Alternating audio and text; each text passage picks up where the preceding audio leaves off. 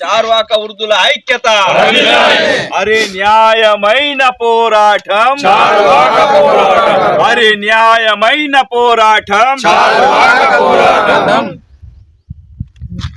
Charvaka trust పైన ప్రభుత్వం మొండి వైఖరి నశించాలి. చార్వాక ట్రస్ట్ పైన ప్రభుత్వం మొండి వైఖరి.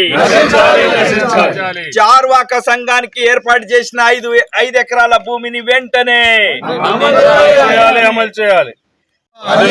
కాపాడుకుందాం చార్వాకాశ్రమ స్థలాన్ని, కాపాడుకుందాం చార్వాకాశ్రమ స్థలాన్ని, వ్యతిరేకిద్దాం చార్వాకాశ్రమ స్థలంలో సబ్ స్టేషన్ నిర్మాణాన్ని, వ్యతిరేకిద్దాం చార్వాకాశ్రమ స్థలంలో సబ్ స్టేషన్ నిర్మాణాన్ని.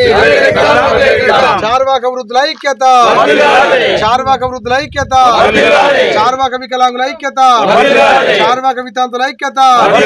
జై చార్వాక, జై చార్వాక. ఫౌండేషన్ ఈ ప్రాంతంలో దాదాపు 80 గ్రామాలలో ఈ చార్వాక సంఘం అన్నది ఉన్నది.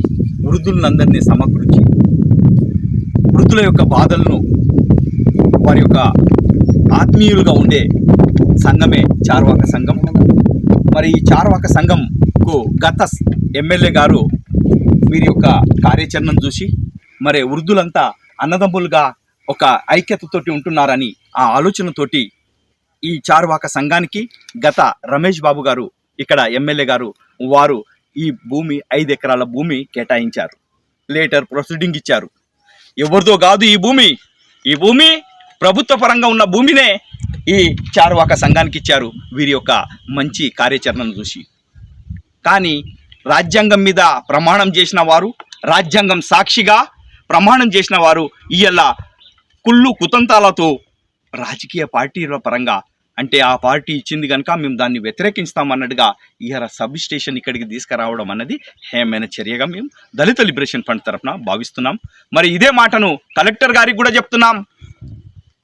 ఈ జిల్లాకు కలెక్టర్ అంటే తల్లితో సమానంగా ఉండాలి. మరే ఈరోజు చార్వాక ఈ ట్రస్ట్ అన్నది అందరినీ కలుపుకొని కుల మతాలకు అతీతంగా బంధుత్వాన్ని ఏర్పాటు చేసే ఈ చార్వాక నిజాయితీ గల ఈ సంఘాన్ని ఇలా విచ్చలవిడి చేసేదానికి ఇక్కడ సబ్ స్టేషన్ తీసుకెళ్ళడం అన్నది ఏమైనా చర్య.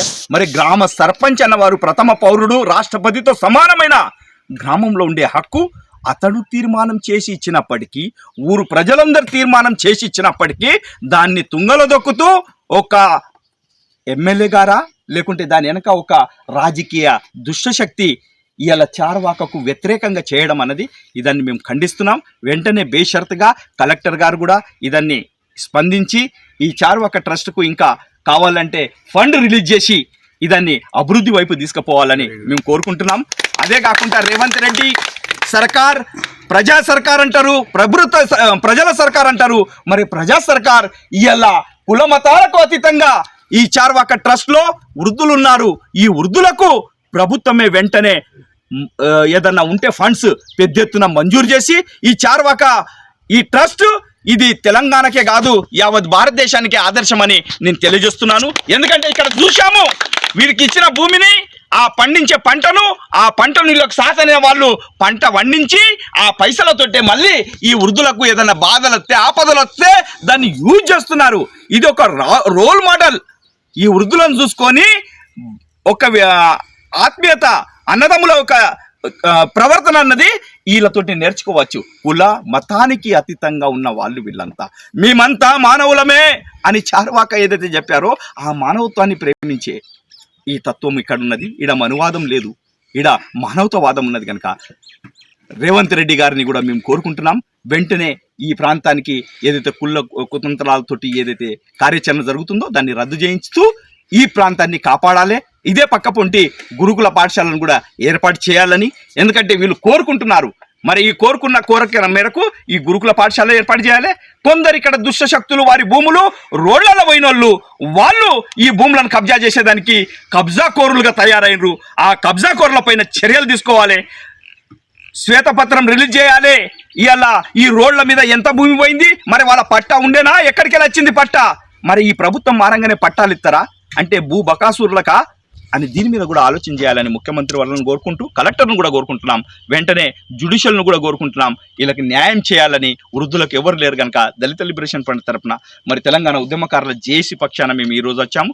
మేము కోరుకునేది ఏంటంటే వృద్ధులకు ఏదైతే కేటాయించారో భూమి అది పూర్తి స్థాయిలో వారికి కేటాయించాలి.